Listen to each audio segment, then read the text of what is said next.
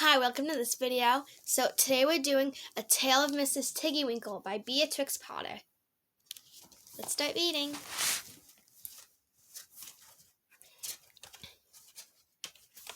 Once upon a time, there was a little girl called Lucy, who lived at a farm called Littletown. She was a good little girl, only she was always losing her pocket handkerchiefs.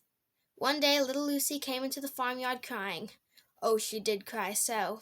I've lost my pocket handkin.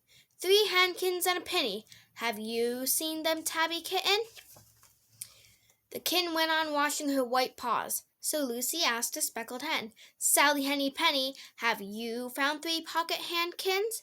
But the speckled hen ran into a barn clucking, I go barefoot, barefoot, barefoot.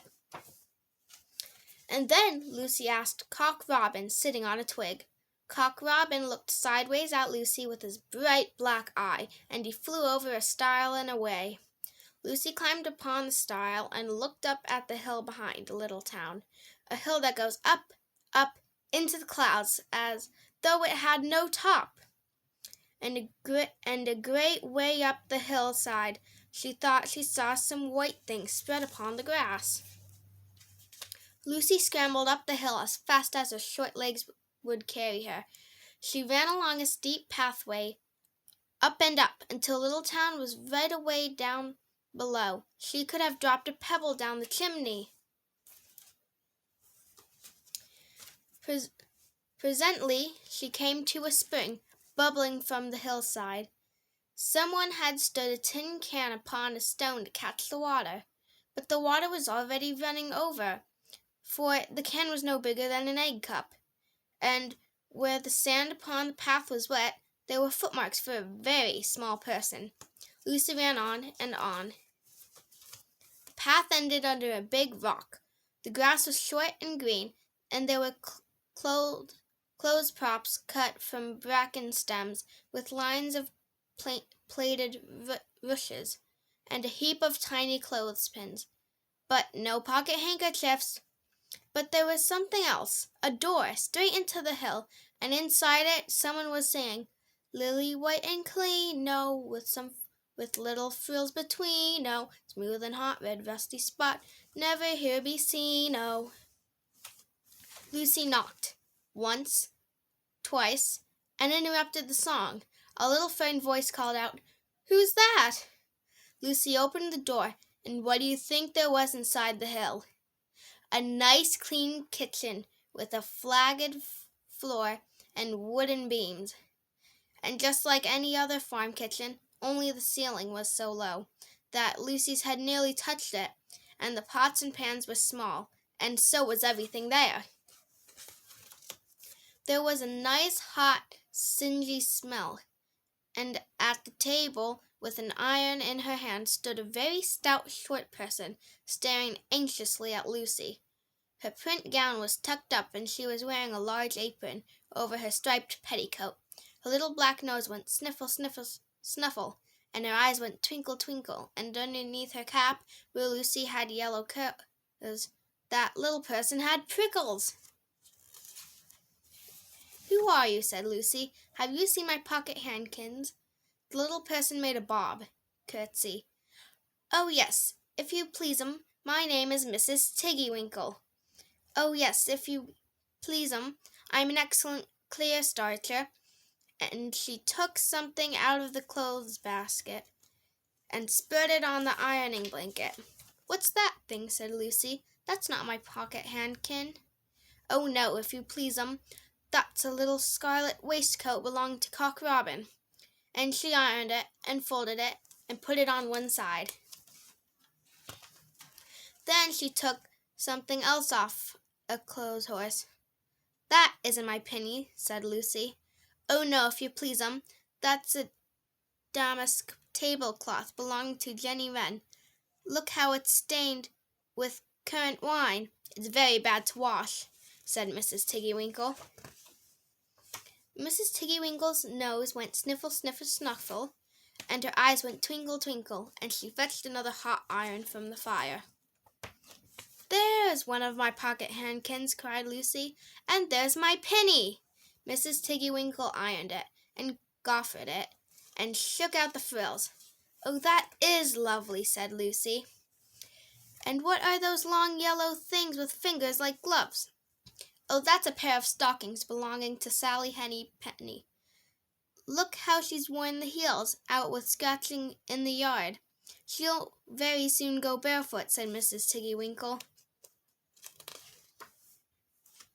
"Why, there's another handkerchief, but it isn't mine. It's red." "Oh, no, if you please, that one belongs to old Mrs. Rabbit, and it did so smell of onions. I had to wash it separately. I can't get out the smell."